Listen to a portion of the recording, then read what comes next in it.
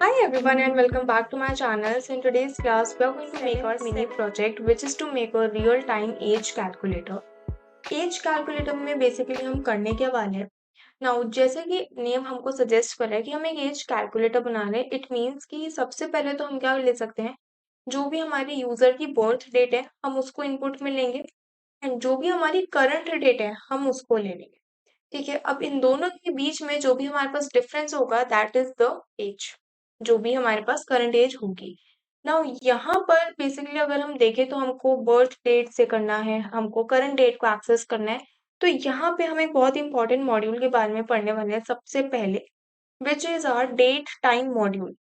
क्या है date time module होता है। डेट टाइम मॉड्यूल क्या करता है बेसिकली जब भी हमको ऐसी कैलकुलेशंस करनी होती है जिसके अंदर हम डेट को बहुत ज्यादा यूज कर रहे होते हैं या फिर हम टाइम को बहुत ज्यादा यूज कर रहे होते हैं। डेट में बेसिकली हमारे पास तीन चीजें आती है। सबसे पहले हमारे पास आता है year, secondly we are having month and thirdly हमारे पास होते हैं डे। ठीक है, अब अगर इन तीनों से रिलेटेड कोई भी अगर हमें कैलकुलेशन परफॉर्म करनी है तो हमें डेट टाइम मॉड्यूल को यहाँ पर इंपोर्ट करना होता है। एक बार यहाँ पर हम इंपोर्ट करके देखते हैं। सो यहाँ पे डेट टाइम बेसिकली हमारा एक मॉड्यूल भी होता है और एक क्लास का नाम भी होता है।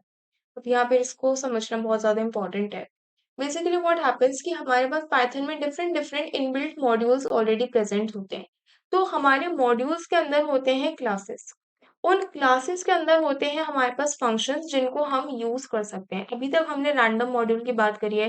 रैंडम मॉड्यूल में हमने काफी सारे फंक्शंस को भी यूज करा है, जैसे हमने इंटीजर के लिए फंक्शन को यूज कर रखा है।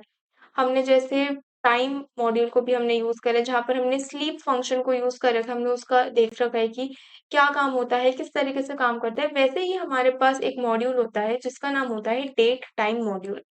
एंड खासियत इसमें ये है कि हमारा जो मॉड्यूल का नाम है वो भी हमारे पास डेट टाइम ही है।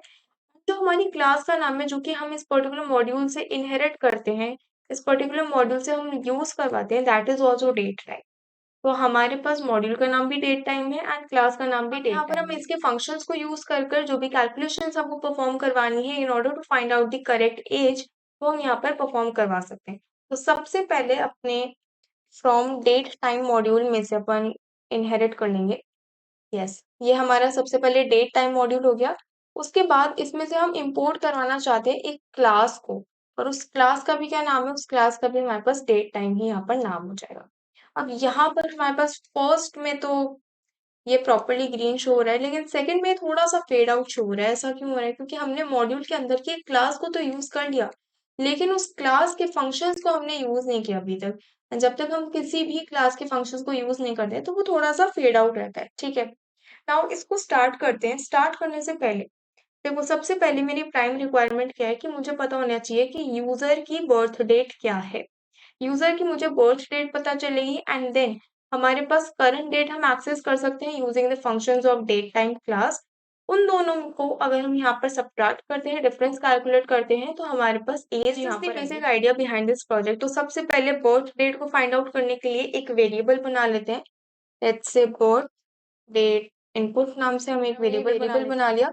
इसके अंदर हम यहाँ पर बेसिकली इनपुट करवाने वाले हैं यूजर से that you have to enter your word. In fact हम यहाँ पर यूजर को ये भी बता सकते हैं कि आपको किस फॉर्मेट में डेट को इनपुट करना है यहाँ पर। तो जैसे हमारे पास बहुत जगह पे एक फॉर्मेट होता है। सबसे पहले हम ईयर को एंटर करते हैं, then we enter the month and then हम लास्टली डेट को यहाँ पर एंटर करते हैं।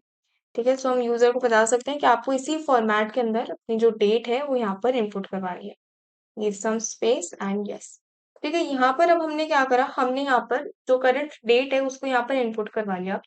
बाय डिफॉल्ट क्या होता है कि हम जब भी इनपुट फंक्शन को यूज करते हैं वहां पर जो भी एंटर करते हैं वो हमारे पास बाय डिफॉल्ट कौन से फॉर्मेट में आता है, हमारे पास वो आ जाता है स्ट्रिंग फॉर्मेट के अंदर।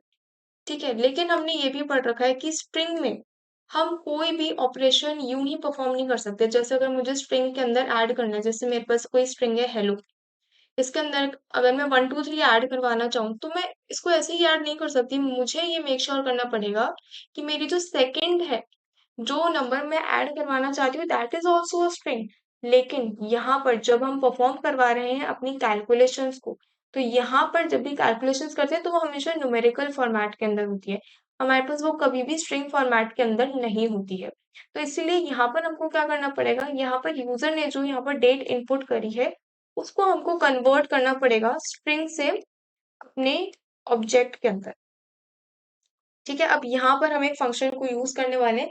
बेसिकली हम इसको बोल सकते हैं कि इसको हमें डेट टाइम ऑब्जेक्ट के अंदर यहाँ पर कन्वर्ट करने वाले हैं। ठीक है, तो यहाँ पर सबसे पहले हम एक वेरिएबल बना लेते हैं, कोई दूसरा variable, let's say birth date नाम से हम एक वेरिएबल बना लेते हैं, जिसमें हम अपने डेट टाइम क्लास के एक फंक्शन को यूज करेंगे which is known as strip time. यहाँ पर स्ट्रिप टाइम का क्या मतलब है? Basically it means string parse time.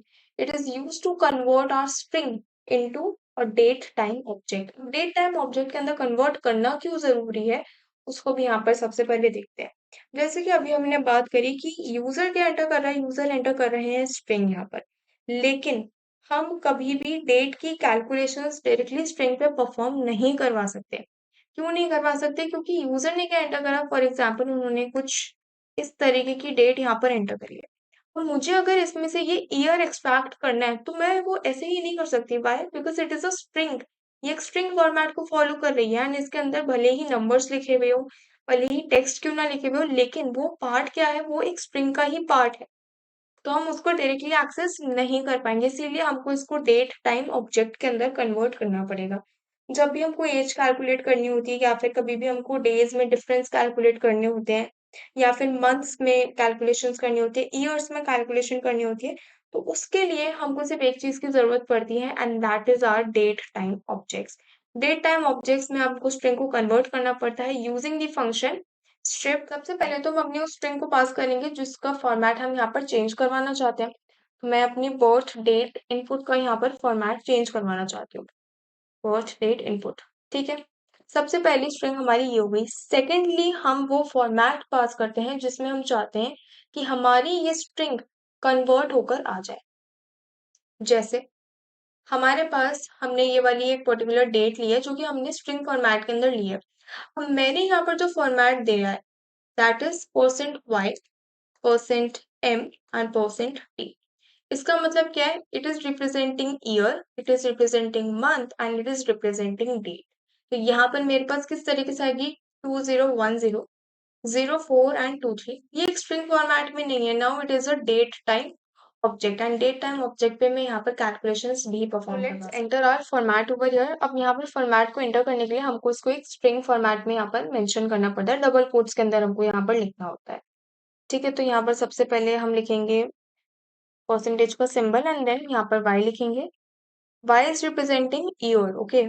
फिर हम यहाँ पर लिखेंगे मंथ, एंड देन हमारे पास आएगी डेट। ठीक है, कुछ इस तरीके से हम यहाँ पर लिख सकते हैं। In fact we can just print also. यहाँ पर हम एक बार अपनी बर्थ डेट को प्रिंट करवा कर देख लेते हैं। तो यहाँ पर हम सबसे पहले अपनी डेट को एंटर करते हैं in the format of this. सबसे पहले मैंने यहाँ पर ईयर एंटर करा है, then month, and then let's say हमारे पास जो डेट है इट इज 20th। ओके, तो यहाँ पर क्या हुआ? अब देखो यहाँ पर जो यूजर ने एंटर करा है it is of string format, लेकिन यहाँ पर जो हमारे पास ये आउटपुट में आया है it is not a string format.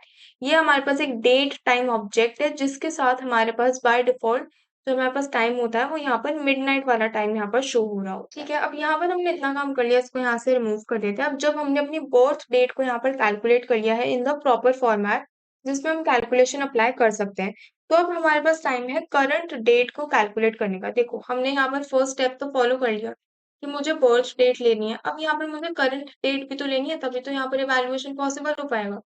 ठीक है, तो यहाँ पर करंट डेट को फाइंड आउट करने के लिए हमारे पास एक फंक्शन होता है।